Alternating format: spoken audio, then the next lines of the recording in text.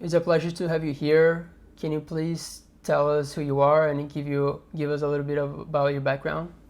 Yeah, sure. So, Zachary Dash, we were talking a little pre-call here. You can call me Dash if you'd like to. But I'm in Austin, Texas. I like to consider myself a serial entrepreneur, at least attempting to over the years. My very quick story to share that sometimes people can resonate with. I was working kind of a 9 to 5 job. I did the whole degree plan. I went to Texas A&M University. Uh, and I was on a track of kind of working at the time what I thought was my dream job, which was in sports. But around a few years of working kind of the 9 to 5 job, I got a little restless. I always had this entrepreneur bug. I felt like I could go out and do my own thing in the world. So in 2017, the same day that I proposed to my girlfriend, who's now my wife and mother of my new child, the same day I proposed to her, I actually quit my 9 to 5 job. And my goal at the time was I was going to go and teach myself programming. So I've always like understood programming to some level, but I wanted to just go all in and teach myself programming. And I committed to, I said every single day for 3 months, I'm going to go to Starbucks. I'm going to try to learn some JavaScript and dive headfirst. I got about 2 months into doing that, and I learned very quickly I am not a programmer. That is not my, I can do it a little, but that's not my skill set. But during that journey in 2017, I learned about Ethereum, and I learned that instead of actually deploying code to some database and figuring that out, I could just deploy a smart contract into Ethereum and it would run it without me having to keep up with it. And that was mind breaking to me. So, unlike a lot of people who learn about crypto through Bitcoin and kind of get in, I learned about Ethereum first. And I went down the rabbit hole of trying to figure out this. I had this crisis in my brain of like, what is money? What gives things value? What is going on here? And I knew within probably the first few weeks that like crypto was the thing I want to do and learn about for at that time I thought for decades, but the more I've been in crypto, it feels like the rest of my life I want to kind of be in this industry. And so fast forward over the last 6 years, I've just been building things, trying things, failing at things, meeting people, uh, learning, adapting, and everything in between. And so that was a very quick synopsis of where I am at today, and excited to chat with you. So everything leading us to here on this podcast today. Yeah, that's cool. So, what are some of the highlights of things you try to build or things that you built along the way? Yeah, so in 2017 was whenever I quit my job and I was going to just go into crypto. And the first big boy job, I would say, where it's like, oh, wow, somebody's actually willing to pay me to be in crypto, which was crazy. I got hired on to be the CMO of a crypto marketing agency. And this was in 2018. And it was at the time that the bubble had just bursted. I remember Bitcoin went like from 20K down to like 6K or whatever. And it was a moment where a lot of projects still were trying to run and grow ICOs. So over the course of January to December of 2018, I got to help grow a marketing agency. We had about 75 crypto clients over that time, and it's kind of when trial by fire in learning how to market projects and storytell in crypto, what works in crypto and what doesn't. And so that was a big learning experience. But my first personal project, January of the following year, 2019, um, I said, hey, I want to try my hand. I want to try to create my own project. I want to learn what this is about. And it's actually still Googleable today. If you actually look up, it's called Bomb Token. So I literally went to Upwork. I hired somebody to help create this smart contract idea that I had for a token. And the basic premise was very simple. It's like, can we create a currency that every single time you send the currency, 1% of the transaction is burned and destroyed? And it was an experiment on how to create a deflationary currency. Now, you might hear that today and might think that that's kind of like pretty normal or average idea in crypto and DeFi, like deflation and burning mechanisms. But at the time, it was at least many people thought it was a novel idea. So launched the token and gave away all the tokens for free. So we didn't do an ICO, never raised any money. We're just like, here, this is an experiment. Let's see what you guys think of it. And from that day forward, from January of 2019, this community circled around me that was just the first time I'd experienced about a group of people that were so excited about trying and building things in crypto. And so from that day forward, I still have this group of core community members and people I've met that have followed with me from that 2019 till now. And the DNA of the people around me are people who love to experiment and try new things, try things that probably won't work, but if they do, it's probably going to have a huge impact on society and humanity. People that are just open-minded, humble, trying new things in life. And so that was the first exploration, an experimental deflationary currency. Then in 2019, I realized that the community around me, although the deflationary currency was interesting, I more wanted to create a community of builders and creators and developers that we could do multiple experiments and multiple uh, efforts of trying things that haven't been done before. And so we launched actually something called Block Zero Labs. The basic vision was to be a decentralized venture studio. And so those of you might be familiar with accelerators like Y Combinator, a bunch of other ones. Those entities basically accept companies to come in, startups. They invest a little in them. They help accelerate them for like 10 to 12 weeks, and then they get equity and they go off. Well, venture studios are the opposite. Instead of accelerating other projects, you try to build your own, and you own basically the entire project. And For a so from moment, Block I Zero thought you. Labs, Sorry. For a moment, no, no, no, I go ahead, thought go you were gonna say they're the opposite. They slow them down. Uh, ahead. Sorry to interrupt you. Go ahead. No, it's okay. Are you talking about venture studios in particular, or? Oh, you mean a de-acceleration model? Yeah, Okay, yeah. I got you. I got you. That's funny. Well, it's funny you say that because I think there is an argument to be said that venture studios are still unproven if they actually help. Like, nobody has successfully fully cracked the code on venture studios, and they're cool in theory, but in practice, we learned a lot. It's very, very hard to own and manage multiple different projects at once because what I have personally observed is what makes a project special is focus, a small group of team united on solving one problem. And so when you're running a venture studio, you're trying to do multiple things, you're really spread thin, and that's transparently what happened with us. We just got really spread thin. And so it could be a de-acceleration kind of model in a lot of ways where it's slowing down ideas. And so we were trying a bunch of things and throwing things on the wall. And there was one project in particular, one technology that really sparked with our community, which is still active to this day. It's called FlashStake, flashstake.io. And the basic premise was instead of earning your yield, your interest, your rewards in crypto on a block per block basis, or sometimes a week per week basis, what if you could earn your yield from the future? So imagine if you have $100,000 earning 10% APY, so you get $10,000 over the course of a year, little by little. What if you could flash stake your $100,000 and earn $10,000 instantly and upfront? And the community loved this idea, loved this concept, and so we're like, okay, we'll build that.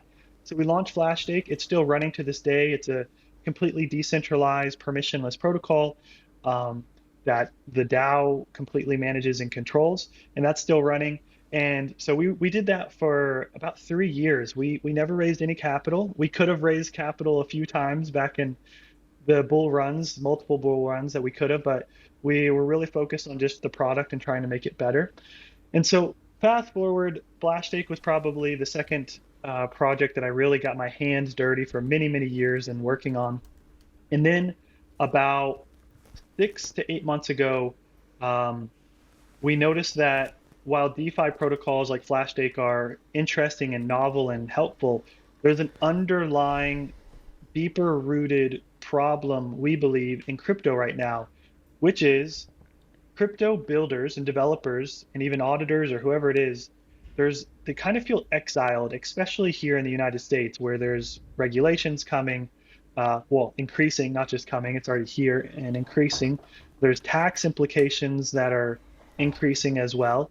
And so this idea of a network state popularized by Balaji, um, I heard about it probably a year and a half ago, but it didn't really resonate. I didn't really understand it. And then, but about 6 or 8 months ago, I re-looked into network states and what they're about, and I fell into the same rabbit hole that I had fell into back in 2017, which was when I learned about Ethereum, saying, what is money? What is currency? Network states and the concept of a new country made me question, what is a country? What are the characteristics of it? What does this mean to be a country? And it broke my brain. And I love when things break my brain. When something breaks it, that means I want to learn more and figure out about it. And so that leads us to today. I'll take a pause. I know I can get a little uh, I can ramble a bit, but that's what we're launched in November of 2013. It's called Epoch Island, which is basically an attempt to create a new country called Epoch Island. Yeah, just small goals. Just creating a new country. I love it. Before getting to that, Just a little goal. Yeah. yeah, just no nothing anything too ambitious, you know. But before you go into that, I wanna hear a little bit more about your bootstrapping experiences, and maybe you can give some tips on bootstrapping and things that you learned along the way, because I think that's very valuable to a lot of people. I think a lot of builders usually feel like they have to raise even if they don't want to. I certainly have been in this place before. So for someone looking to build something, how would you advise them to go about it in a bootstrap way? This is a great question. Maybe one of my favorite questions because I, yeah, I could talk about this for hours. So please interrupt and jump in as needed. So to back up, I first want to clarify, I definitely think there is a time and place for venture capital, angel investors. Um, in many projects, putting money into a fire as fuel can help it. Um, One of the personal reasons, and other people might resonate with this, that I have swayed away from taking on capital is the moment that you accept capital, whether it's a direct agreement or an indirect agreement, you are now responsible for other people's money. And I personally have never wanted to have somebody influence my day-to-day life. And I've always reverse engineered from personal freedom. And I understand that most VCs will invest and know that most of the money will be lost on most of the startups. But even with that, um, I have always felt this deep um, pressure and stress about taking money from somebody if I'm not 100% confident I can return that money to them in tenfold. And so that was the original internal reason I've always been unsure about accepting or trying to pursue capital. Now, um, if anybody listening is interested in bootstrapping, I think it's one of the most empowering philosophies and principles you can go on to know that you and you alone control your destiny um, is just a freeing a feeling. And I think, especially in frothy markets, people start to think, they start to see all these people raising money and they look at that as success. But when you look into those companies 2 or 3 years later, most of them don't currently exist. They've raised money before they found product market fit, and it is just a lot of wasted money. So for me personally, bootstrapping is hard, very much, uh, can be harder than raising capital. However, it's a force function for focus and trying to, because it's your own skin in the game at risk, to focus on the things that matter and not any vanity metrics. So, to try to give more practical advice, I am not a programmer, as I mentioned earlier. So anybody who's interested in bootstrapping, you first step one is you have to find your tribe, and this is the someone to complement you. Um, if you're the technical person, finding the non-technical person that's good at BD, marketing, whatever, and vice versa. So one of the things I would focus if I were trying to bootstrap, literally 100% of your time until you find that person. Um, you're probably not going to get very far by yourselves. And then you have to find somebody, it's like relationship. It's not gonna be overnight. I spent literally 6 years trying to find co-founders until I found my current two co-founders. And now it's like for life. We feel married for life. And making sure that each person feels respected with ownership or equity in what you're building. So that's kind of where I would start is finding that other person, and it's not easy. So you can't go into it thinking you're just gonna like go to Tinder and find your co-founder. Um, the other thing, just to I know I'm getting a little off track, but I think it's important to note when I launched Bomb Token in 2019, we airdropped the tokens, and airdrops were not really a big thing, and so people were saying it's airdrop, so it's free, so this token is worthless, which is not entirely true. Um, if something has value in the world, people will value it, therefore it will have a market value.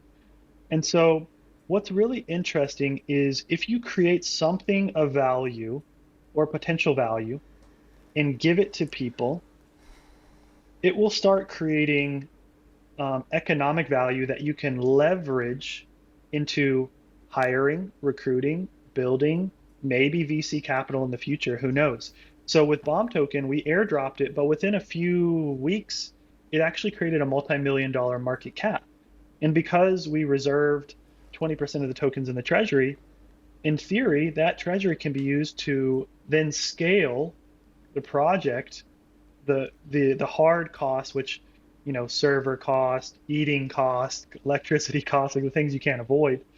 Um, you can scale it up. So I'm not suggesting everything needs or should have a token. There's many areas which it doesn't. But one thing I love about crypto is it does give you the path to pursue introducing tokens if it makes sense and if you can add value to it. Um, so there's a million other things I could say, but I'll take a pause to see if there's any of that that I can circle back on or clarify. I think there's a few things we can touch on back later, but I'll say that it all kind of comes back to that notion of what is money at some point. Because money is, in one way, anything that we assign value to.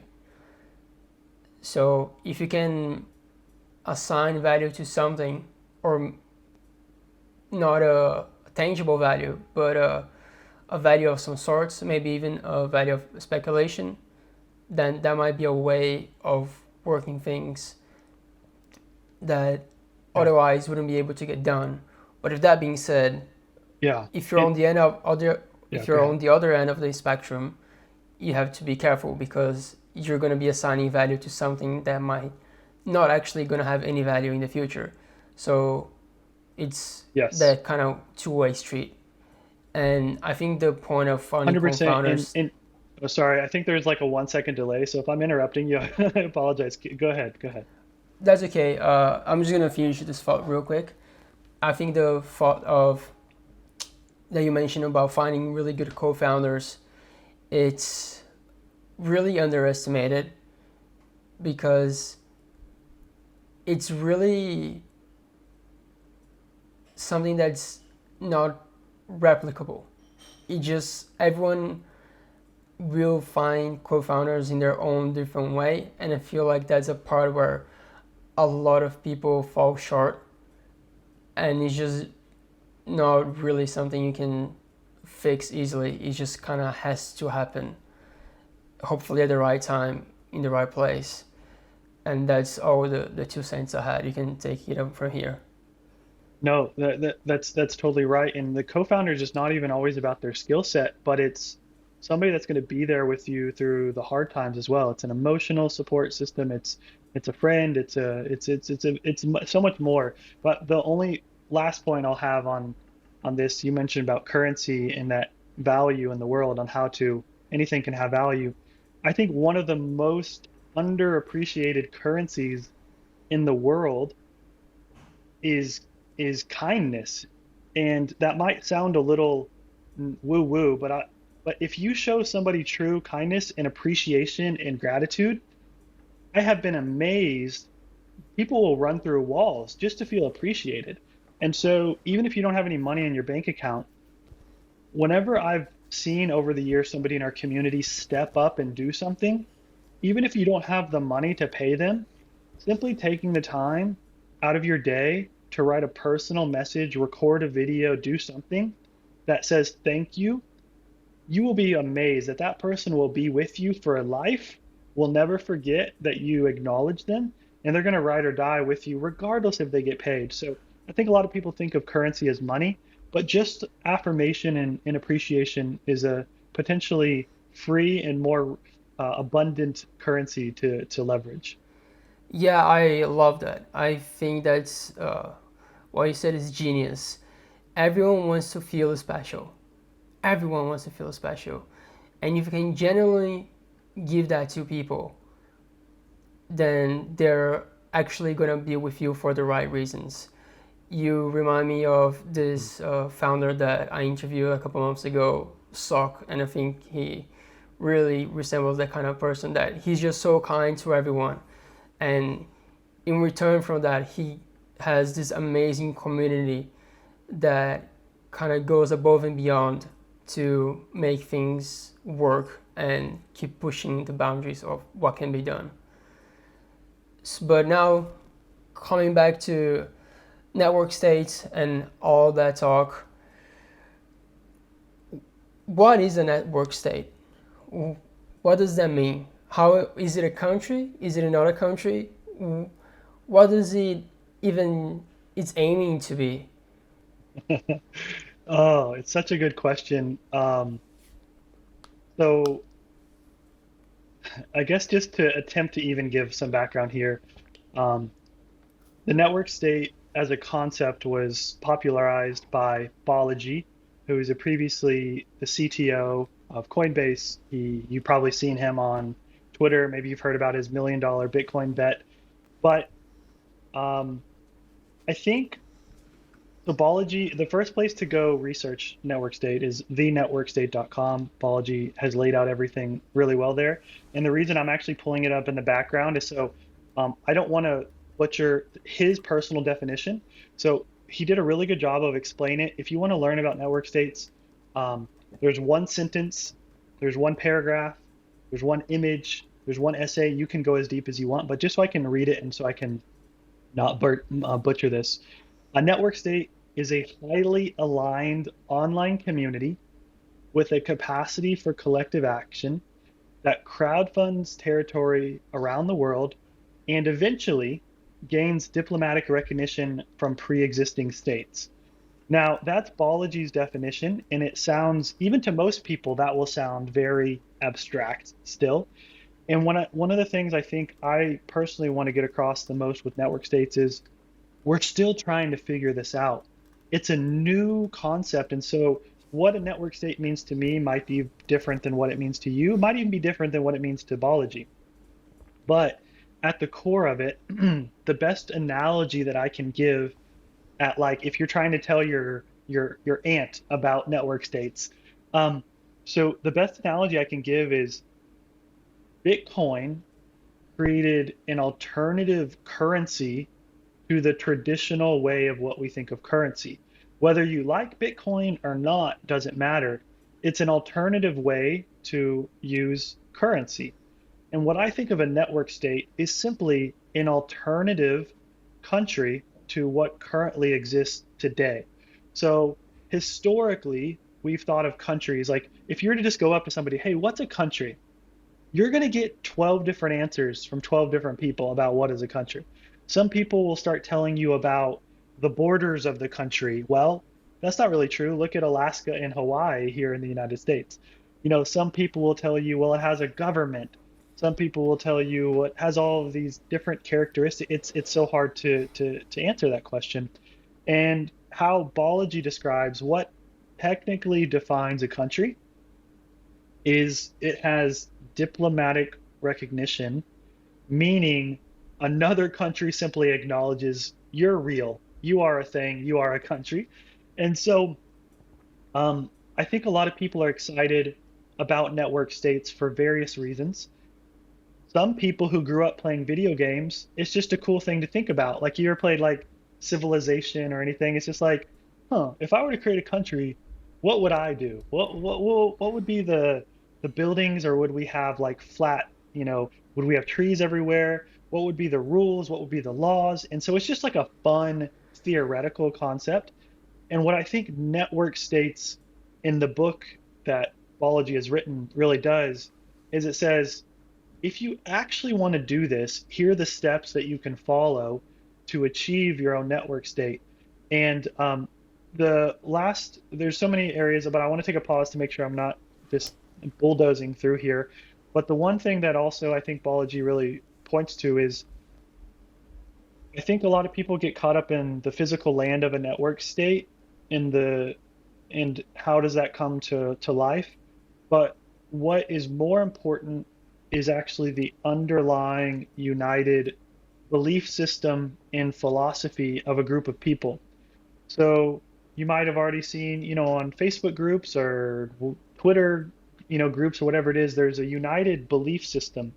And so if you can basically have this group of people that are into keto or they're into CrossFit or whatever it is, you might have felt these people. If they actually want to have a belief system that is cohesive enough to go live somewhere together to create a country in their own belief system, I think that's what network states means to me. It's the ability to opt out of the current options of countries, which when we're born, we're all forcibly opted into something we didn't agree to. It's just like countries just claim us as humans.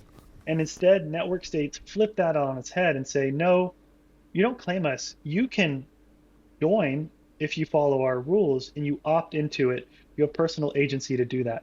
So I'll take a pause to see if any of that needs extra clarification, but that's how I view network states. Yeah, I think this is one of those topics that can be broken apart and taken into a gazillion different directions. But it's also really interesting because there's so many unknowns. The way I kind of think of it in a nutshell, it's kind of like Vatican of crypto. It's its own thing that it's part of what we have already, but it's its own entity. And I think the most gray area for me is when it comes to laws and recognizing property and rights. For example, let's say this network state, let's say Epoch Island, buys a block of land in the US, for example, and let's say it is recognized, Epoch Island is a recognized network state, whatever that means, then if it buys that block of land, what exactly does that mean? Does that mean that now that block of land is in itself another country and therefore has its own system of laws?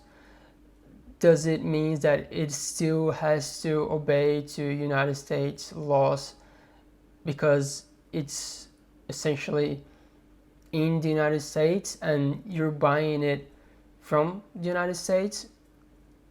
There are so many areas that I have no idea how that would actually look like in practice, and I know nothing about law. So there's a lot of questions that for me that I simply cannot even fathom what the actual answer is. Do you have Yeah. any idea how those things would turn out to work? Yeah, man, this is such a fascinating because all the questions you're asking are still deep ones on my mind. I think there's one fundamental thing that needs to be like understood is like a lot of the questions that you just asked circle around of like, okay, well, what's the law or what is what is actually on a day-to-day going to look like in this island? What are the implications of it? And I think a lot of people circle back down to like the land aspect. So I think what would be a fun exercise, from A to Z, I'd love to explain how Epoch Island could actually go from this digital theoretical to an actual network state with a real example. So let me attempt to do this. I've never done this live or in person, so let's see how this goes. So let's assume that, like, if you actually Google right now, private islands for sale, you can go do this. I've done this in my own time. And there's like 25 different islands you can, ranging from like $25 million to like $600 million or something like that. And not to say that network states need to be a private island. I'm just giving one example of what could happen. So I actually have a Mira board right now with all of these islands in their jurisdiction and the cost and the acres, and some of them already have like a what's the word called, like a tourist retreat attraction already there, like a getaway. Some of them are completely undeveloped land, but a lot of the land is either owned by, I've seen in the Bahamas, there's some in Belize, they're just all over the world. Now imagine you went to buy the land, but you talk to you say there's one contingency. If we buy this land, we want the land to actually be given up and sold by the country. So Bahamas, I know that you guys currently own this land, but we want you to agree that this 120-acre lot in the middle of nowhere is Epoch Island, and that you will officially recognize us as our own entity, which means you don't have any jurisdiction here, you don't have any taxes here, nothing is here. So why would Bahamas do that? Like, what's in it for them? Well, if you have enough leverage in the world, anything is possible. So how do you build leverage? Well, a lot of the US will build leverage by having a massive army. I don't want to do that, and I have no reason to do that. You can build leverage by capital. We have money. We're just going to pay you. There's been parts of history where, like, the Louisiana Purchase or some other land is just purchased by one country. So it's like, all right, we're going to buy it. There is leverage in terms of like import and export taxation, a lot of tariffs that people will do. So a real example could be if you go to the Bahamas and say, hey, if you allow us to call ourselves and you agree on terms that we are our own country, what we're going to do is we're going to actually give you 5 million Epoch tokens, which is our national currency. So now you have some ownership and upside in like who we are. And so if we do well, you do well. Also, by us by you agreeing that we are our own country, it's going to drive tourism here, which is going to increase the economic activity in the GDP of your island, of your country. So there's going to be economic benefits for you there. It will be news and a storyline, so we can push this in the press and drive activity for you. So you can see all these little negotiation tactics. And so if you have the Bahamas essentially agreeing, oh, that's a good deal, we agree to that. You've essentially now have one country who's agreed you are your own country. And then if the Bahamas says it's true, then you can go to other countries and replicate the same thing. So I hope that's like one example is that for a country to truly do it, there's a million other ways to try it. But that's one example of like why the Bahamas or somebody would actually be open to that. There's all these countries like Malta who are trying to increase their blockchain crypto footprint, or Argentina, I think, is like there's a bunch of countries. And so you have to start with a country that's going to be more experimental in testing this, because the choice is clear for them. Either we have this lot of land that's doing nothing for us, it's not helping us at all, or we agree that it's Epoch Island and we have all these extra benefits. So that's what you have to do, is find a country, probably not the United States, that's going to be willing to work with you. And the only way you do that is with leverage. And last thing I'll say is that's why we're trying to build leverage right now through the Epoch elders that you're obviously familiar with. If we actually have 1,000 of the top crypto investors, builders, developers, everything, if we all have them in one group, you're going to have a lot of leverage in the negotiation. So hopefully that gave at least a more pragmatic approach to what could be done. Yeah, I think that was a good overview from A to C how that could actually be implemented from a more practical standpoint. But can you dive a little bit deeper into more the tiny little steps that need to happen in order for that to actually take place? For example, you need some sort of governance, you need some sort of currency, you need a whole system of things to be put in place to make sure it gets where it needs to be. So, can you tell us a little bit about what are those nuances and maybe even go more into what is the actual roadmap that Epoch Island is looking at right now? Because I think that's really interesting and provides further context into how these things can actually take place. Yeah, sure. It's a great question. Actually, the for anybody who wants to look at this online, you can go to epochisland.io/pathway. It's PATHWAY, and it outlines a seven-step process. Um, you could call it a roadmap. It's more of like a vision map of like the outline of what the steps to take to accomplish this. And so I'll read through them quickly, and then I'll give more context to each of them. So number one, by the way, this is not for anybody at network states. It's just what Epoch Island is currently planning. Number one, establish governance. We think governance is the first and most important thing. That's why we put it first. Number two, we deployed a currency that is live and active, Epoch currency for anybody who wants to look that up. Number three, we wanted to nominate elders. Our elders are essentially the leaders, people that we leaders of Epoch Island that we really want to, yeah, help influence the direction that we go. Number four was establish funding. So last week we actually launched something called an initial time offering.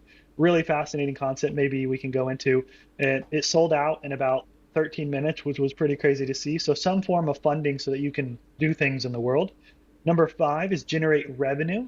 So different than funding, revenue means you created a product or service that actually creates value in the world that people are willing to pay for. So that's actually what we're into right now, and we're having these Epoch passports, which is we're excited to kind of talk more about, which is a revenue generator. Um, Number six is what we believe is acquiring the actual land. So finding the land that is good from an economic standpoint and maybe a physical geolocation standpoint. Does it have a good climate? All those questions. And then number seven is actually negotiate for diplomatic recognition. So those were like the one to seven. Actually, instead of me deciding, are there any of those seven that you would be interested in me diving more into? Governance, currency, elders, funding, revenue, land, or diplomatic recognition? I think maybe the revenue side is the one that's the most interesting to me, but I'm not sure if you have faced more people asking you questions about a different one. So if you know one to be usually the most popular one, you can go for that one. Yeah, maybe revenue would be a good one because it's most top of mind and it's I'm actually writing a few articles about it right now. So when we think about revenue for a network state, um, it's the first step that we did is like, well, how do countries currently generate revenue? Uh, like, let's not try to reinvent the wheel. What do they currently do? So I spent a few weeks just researching. There's like 18 different revenue streams that countries can have that are some that we want to implement, some not. Obviously, taxes are top of mind for a lot of people as taxes, but there's tariffs, there is, property taxes that you have to pay. There's so many things that countries do. But I'm writing an article that outlines the 10 most common revenue generators for countries, and then it gives a parallel to how can network states leverage these, because a network state, because it doesn't have land yet, it's limited in the ways that it can generate revenue. So you have to think of maybe digital or on-chain ways to generate revenue. So there's two primary revenue streams that we are Sorry, exploring. before you go ahead, Yeah, I yeah, yeah. think I just want to take a moment to appreciate how amazing it is that this technology allows us to have this kind of conversation and consider those kind of applications and put them in practice. That for me is so wild that it allows us to do that kind of stuff. And I just wanted to put it out there. Please go ahead. No, I get goosebumps to this day. So lucky that I was born in this era of technology that it's even possible to do these days. Like, yeah, I still wake up every morning like I can't believe this is here. And from blockchain to network states, it's fascinating. So I plus one that. Without having So to fight yeah, any yeah, wars as well, which is a huge plus. exactly. Every single other country up until now has mostly been done through conflict and death. And the fact that we can create a non-violent way to opt out of historical violence is just fascinating to me. Like Bitcoin didn't have to overthrow a government to be Bitcoin, it just was. And so that's what's so fascinating to me is the optionality, a personal agency, self-sovereignty that network states provide. So completely agree with that. Um, so there was two revenue streams that we are exploring. One of them is live right now. So we created a basically a DeFi protocol um, called the ITO protocol, and it's fascinating. So um, if anybody in the world is currently looking to buy crypto, what they do is they get some money, they put it into ETH, and then they go buy some meme coins or some altcoins or whatever it is. And then if that token gets wrecked, if it goes down by 80%, well, you've just lost your money and you're out of luck.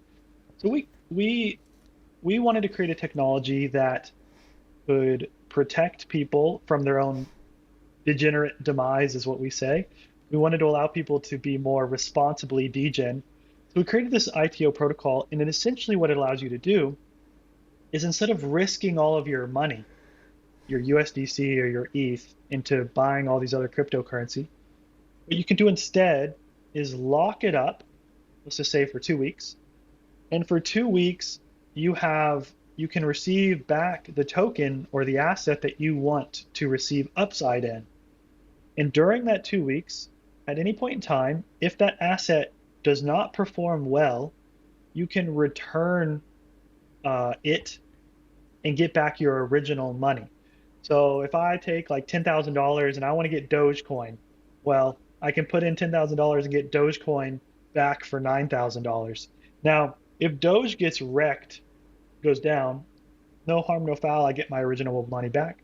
But if Dogecoin goes through the moon and goes, on a bull run, you can actually keep the Dogecoin and basically lock in a profit from that. So that was kind of this initial time offering kind of protocol. So we launched it last week. We did it with our own token called Epoch, and it was fascinating. Within 15 minutes or so, it was completely sold out. And so for 10 days, people got to have complete exposure to Epoch, have 100% upside in Epoch. But if they ever wanted to get back their ETH or their USDC or any other token, they could get it back. And so this technology that I'm bringing up, the reason I'm categorizing it under revenue is because there is a protocol fee switch that can be turned on that just like Uniswap has a fee switch that can be turned on. This one, if we turn it on, any project that wants to use the protocol or a person like you yourself, you can deposit funds in there. We can take a protocol fee. So we actually had a project that you're probably familiar with that reached out to us that wants to do their own crowdfund of I think they're aiming for like $5 to $10 million of funding that wants to use the protocol because it solves what they wanted to do. And if we have a small fee switch, now that might seem like not a lot of money, but if you can basically recreate ICOs but in a better way, that's a lot of inflow of potential activity. So that's one example of revenue. I I'd think be that's happy to, really yeah, go ahead. interesting. I think that's really interesting, but of course, there's the downside risk for the protocol specifically. So, how would that turn out in a bad scenario? For example, people put their money into a specific token and then one side goes up, the other side goes down, and end up the protocol doesn't really have enough money to redeem everyone else. How does that scenario pan out? Yeah, so there's two ways I would answer that. Number one, to clarify, The protocol never takes your deposited money and does something with it. It sits there. It's yours. It's not lended out. It's not lent out. It's not, people aren't borrowing against it. So to clarify, you can always check that your money is there. So this isn't one of those robbing Peter to pay Paul kind of things. Uh, Two, security auditors like yourself are critical at just finding, bugs and exploits. So we had five um, really high quality auditors that took multiple attempts to find exploits. People are probably familiar with Fubar on Twitter. He was one of the auditors. QuantStamp as a company, and a bunch of other people that you're familiar with Hans that Ries were as able to take. well. Hans Ries is a really good Yes, one, co-founder of yes, Cypher. Hans is great. Just some of the top auditors on Boat Arena. See, you're familiar with all of them more than I am. But they were able to audit it and give us the green light. Now, does that mean the protocol is fully safe? I would say anybody in crypto should expect that any protocol that they use has a chance of exploit and always use their money accordingly. But so that was getting a security audit. The way that we architected it was never under collateralized protocol, so it was always like fully 100% collateralized. And then third, what one thing we really liked about the protocol, our own specific ITO, was we had enough money in the treasury where if something went wrong for whatever reason, we could basically pay back that exploit, which obviously there wasn't an exploit, everything went smoothly. But we felt for those three reasons, we felt very comfortable about launching it, and we're looking to do another wave too. So hopefully that clarifies kind of the security aspect. Yeah, awesome. And I think now is a good time to circle back into more fundamentally what is Epoch Islands trying to achieve? What is the hope behind it, and what is driving this whole creating a country kind of thing? So one of the good and bad things about decentralization is it allows for multiple people to have multiple opinions on the question that you just asked. In theory, the Epoch Islanders can take Epoch Island in whatever direction that they want to take it. Right now, because it is fully decentralized, so no matter what I tell you, what I personally think right now, um, it might not end up being that. And that's good and bad.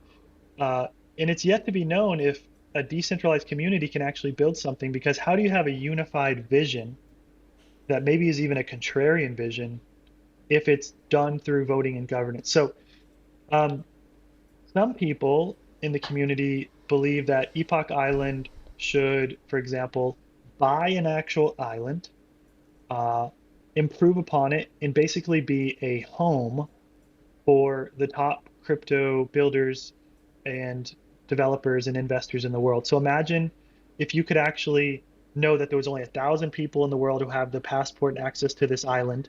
You could go there, just the networking value of being there, just the insight and education that you'll be able to have there is invaluable. So that's like one example. Some people believe that Epoch Island should never even have land at all, and it should be completely digital, and that it should be more of a, to be honest, more of like a builders group that develops things like DeFi protocols and earns revenue from that. Like a Um, stateless nation, sort of. yeah, a stateless nation it's just digital in theory. So there's that. Man, there's so many directions. Some people have even explored, hey, could you buy a cruise ship and host like conferences on the cruise ship and generate revenue in that? And because actually, I was thinking about this. You probably go to some crypto conferences and they're fine, but you have to figure out the housing and the transportation and all that. Imagine if you could go on a cruise ship for a week and everybody there was like talking about layer twos or some crypto thing. So like there's that. So it's, and then as grandiose, the bigger grandiose vision is to have like a whole, they call them like startup city, where it's actually, think about a mini Singapore where you're actually trying to grow it out. So that's what's so, I think one of the most difficult parts is I have my own personal beliefs on like the direction that we could and should go in a practical manner. And I think the question that you asked is spotlighting the biggest gap and void of Epoch Island right now, which is we're here, we want to go there, but what does the mid game look like? What does the 1 to 3 year game plan look like? And so I'm working on personally some articles right now where I'm going to kind of present here's what I actually think we should commit to doing, and here's the core belief system that I think we should have. And then if the Islanders accept that, then we'll have a united front to do that. So I would actually love to hear from you. You know, we I just threw out a bunch of random concepts and ideas. Are there any of them that like resonate with you more than others, or like what would you do if you could build your own Yeah, digital country? thanks for throwing back. So all the things that you said, they're not mutually exclusive, right? Yeah, They can all be done. It's just a matter of prioritizing the order of which should be done, all those things. I think all the ideas you brought out are great. But then when it comes to the implementation, obviously we want to prioritize things that are realistic to achieve at the moment and generate revenue so we can leverage that to go and do bigger and better things. So starting in Singapore right off the bat, probably gonna not gonna work out, right? good luck with Uh, that. Yeah, starting a stateless nation, that doesn't sound too hard. There's very little to no red tape in doing that. So that's probably the easiest, the lowest hanging fruit that we can go for. Make products that generate revenue that we can leverage, reinvest to start doing other things. Probably, if it's successful enough, the cruise ship, because you don't really have to go through the whole ordeal of actually building a country. You're just buying a cruise ship. And maybe that can even be a tiny country in of itself where you can perform little experiments. yeah, And there's a million reasons why that would be a great upside, because having the cruise ship itself can generate revenue even outside of the crypto conferences. Plus, you can have residents in the cruise ship.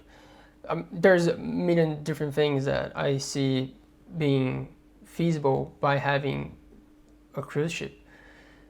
So I guess it really depends on what percentage of revenue the islanders want to see reinvested into growing the epochs, and what percentage of revenue do they want to receive as a reward. And speaking of reward, maybe there's something interesting that we could touch upon as well of how do the participants or the citizens or whatever it's called, this group of people get rewarded from that. Because as noble as these goals are, nothing is going to get done if we can feed ourselves. So how do the rewards work? it's a great question. You touched on so many things there that maybe we can circle back on another time offline because we'll You probably run out can of break time. them But apart if you want. Sorry, you can no, break them apart if you want. it's all right. So we had a great we just released this on YouTube. It's called The Chronicles of Epoch Island, where we asked this basic question to the the people on the call, like, what do you expect from Epoch Island? Like, what is it problem is it solving for you? What reward are you trying to get? And so, as you and I talked about earlier in this call, there's multiple types of rewards for people.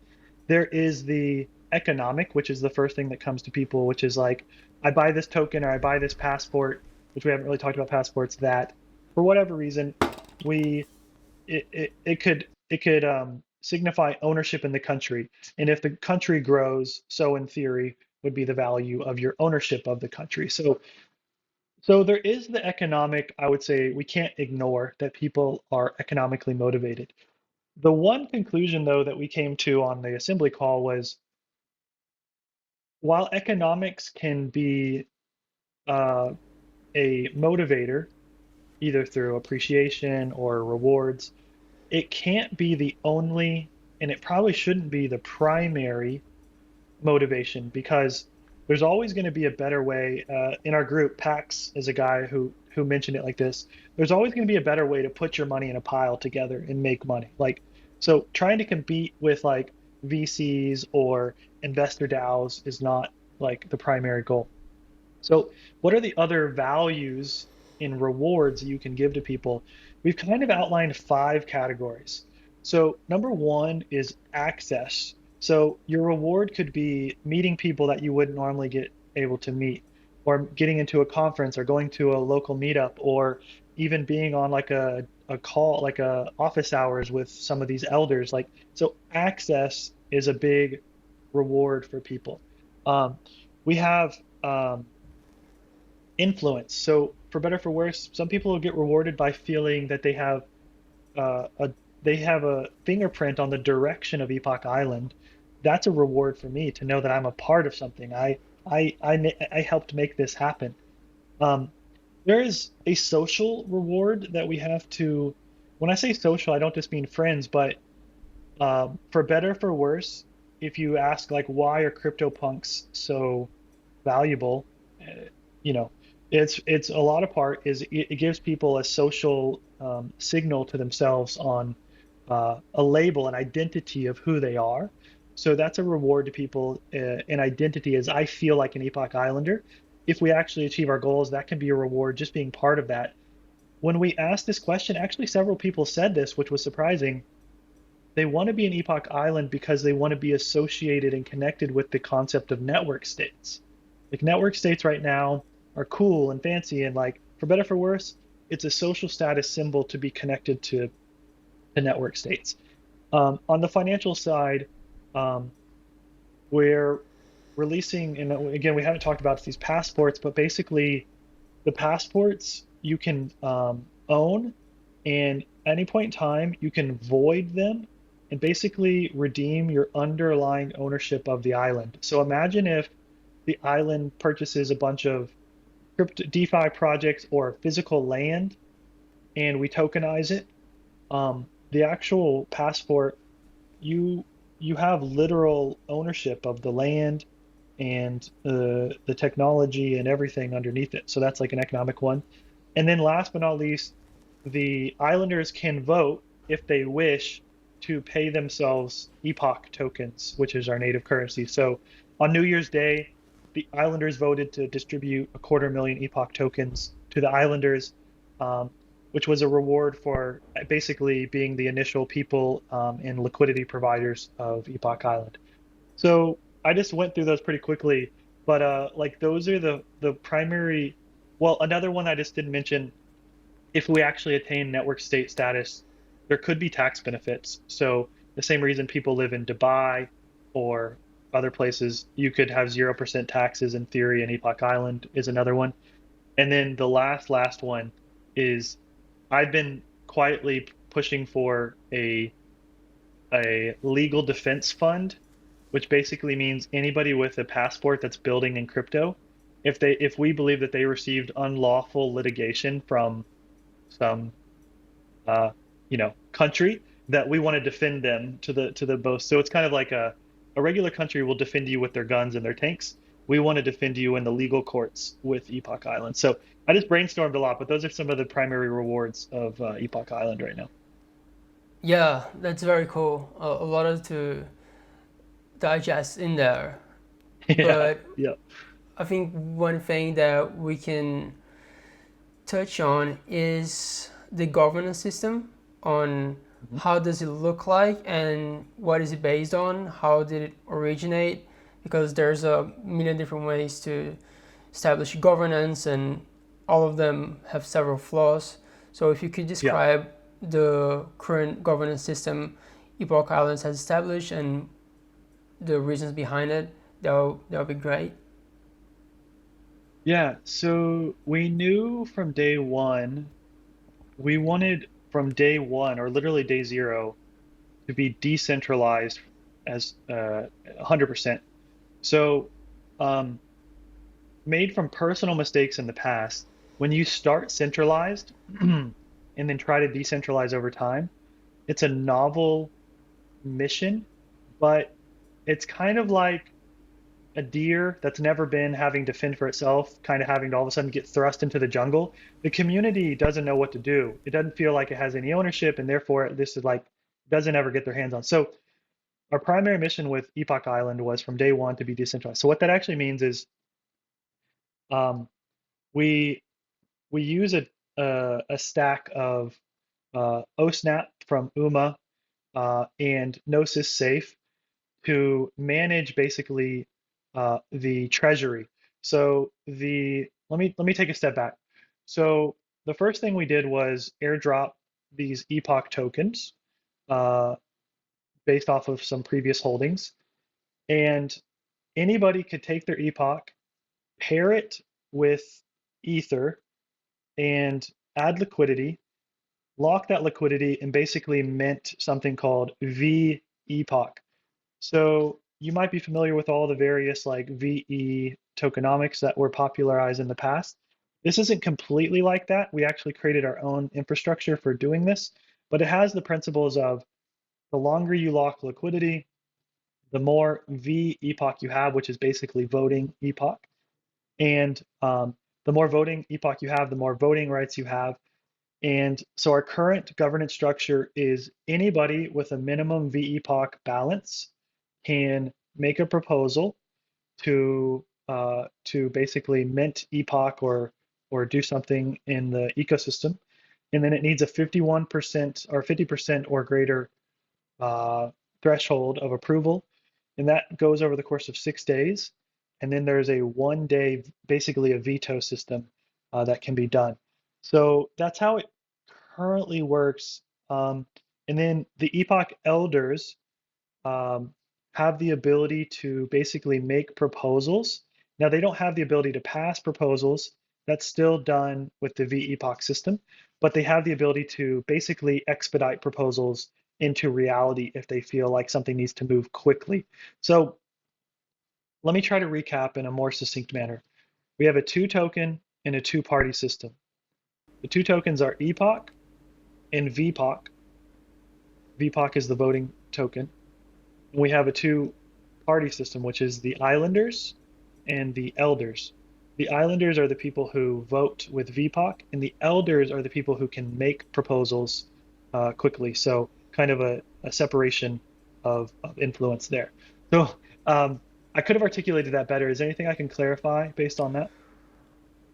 I think you articulated it in a simple enough way that people can get a clear picture of how the thing works.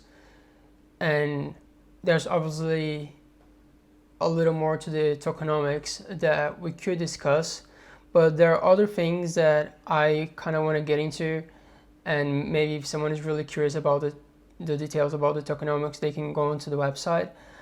I was curious about the time frame of how fast or slow you think some steps would take to take place.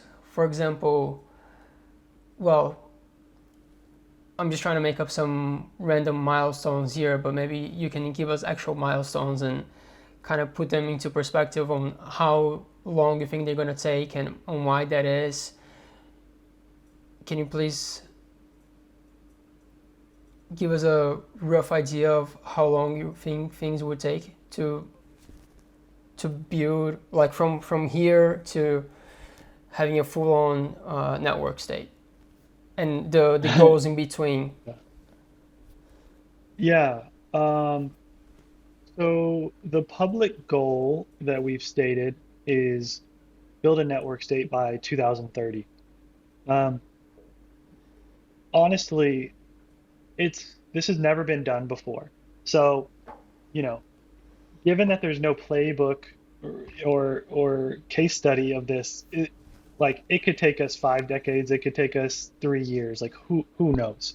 But like publicly, we made it our mission to be 2030. The reason that that number was chosen is one, it's a nice clean number of the top of the decade, but more than that, um, it's going to be okay. So the hardest part, let's start with the hardest part. So in my view, it's going to be the end game, which is the diplomatic recognition. And for us to get there, we need to have the proper leverage to somebody to give us diplomatic recognition. So the 3 points of leverage are like a population footprint, so at least some form of people, um, resources, so in the form of like, money or capital or land, and then revenue. So those are the three things that we're focused on: population, resources, and revenue.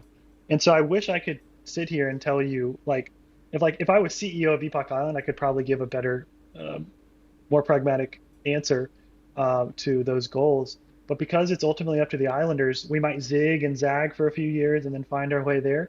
But in terms of the immediate goals, what we're trying to launch in this quarter is the passport system, because we believe that that is the primary reoccurring revenue stream of Epoch Island, and will also solidify our population. So it'll do two things. Now we can point to what our population is once we have passports. We can point to how much capital we are estimated to get on an annual basis. So it's currently proposed to make 1,000 passports, and at a reoccurring basis, it's kind of more like an ENS model. So if you're familiar with the ENS domain names, you can renew them on a yearly basis. And if we actually max those out, it would be about a $500 million of annual reoccurring revenue in the system. And if we can do those two things, get 1,000 passports maxed out, and have, I know this is big picture, but that'd be about a $500 million of annual recurring revenue.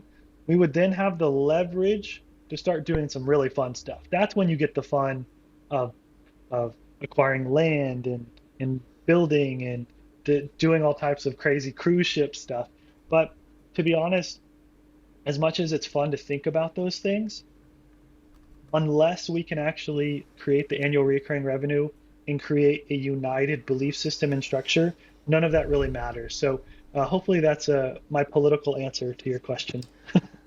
Yeah, no, it all makes sense. I understand that it can be really hard to put a time frame to this bunch of unknown things, and especially because it's not a centralized entity where someone can just point their finger and tell everyone where to go. So it can be really hard to give any sort of accurate time frame, but I appreciate the Sure. effort. And do you see any, are you aware of any other network states that are emerging or anything resembling network states? Are you involved with other communities that are trying to do something similar? So the best place that I have started my own research, and it's interesting you say that because we don't feel like there's a true good directory of all the people trying to do this, and then also like the flavor of what they're doing it. So we're actually working on uh, nothing to do with Epoch Island, but basically like think of CoinMarketCap, but for like network states that goes into understanding of that, like a wiki. Um, there are some good resources that I've seen, and I'll have to try to maybe send you some links later. But one of the best places to start, if you go to the Network State Conference live stream that they had, it was like 70 projects that are in the space that gave 10-minute presentations. And so they're all doing it in different ways. So like Cabin is one that's doing it with like more like a co-living kind of thing. Um, there's people that Praxis is creating, trying to create more of like a city membership vibe to it. So there's a million different ways. Um, but I think, yeah, the network state live stream is a good place, and it's actually timestamped, so you can go watch like 10-minute clips of all of these. Is a good place to start. And we are wanting to be the place that you go to learn about all of these. So starting on Fridays in our weekly Epoch Assembly, we've now started spotlighting what other network states are doing. So like there's this one called, I think it's called Theopatra, Theo something like that, um, where they created this really cool graph where in real time you can see the real world assets and land that they've purchased on this Google Maps. So there's lots of cool innovation out there happening right now. That's awesome. Yeah, I'll definitely have a look into that. And for people interested about knowing more or maybe getting involved, how can they be part of Epoch Island or try to contribute in some way? Yeah, so the best place to go is epochisland.io, and there's a lot of information there. But I would say step one is actually to go to thenetworkstate.com and just read the first two pages. Just read the first two pages, and it'll tell you pretty quickly if you're interested in network states. If that's a yes, then go to epochisland.io, look at how we're attempting to do it. And sure, like if you want to get Epoch tokens, if you want to become a voter, you can do all of that on our DApp that we created. But personally, what I would love to see every Friday, 10, it's very late for you, as we've described, uh, at 10 my time, but I think it's 4 p.m. UTC. We host this Islander assembly, and I would love to just meet anybody on that call, answer questions, um, because we're trying to build this country kind of one by one, person by person. So that would be step one. But you could also join Discord.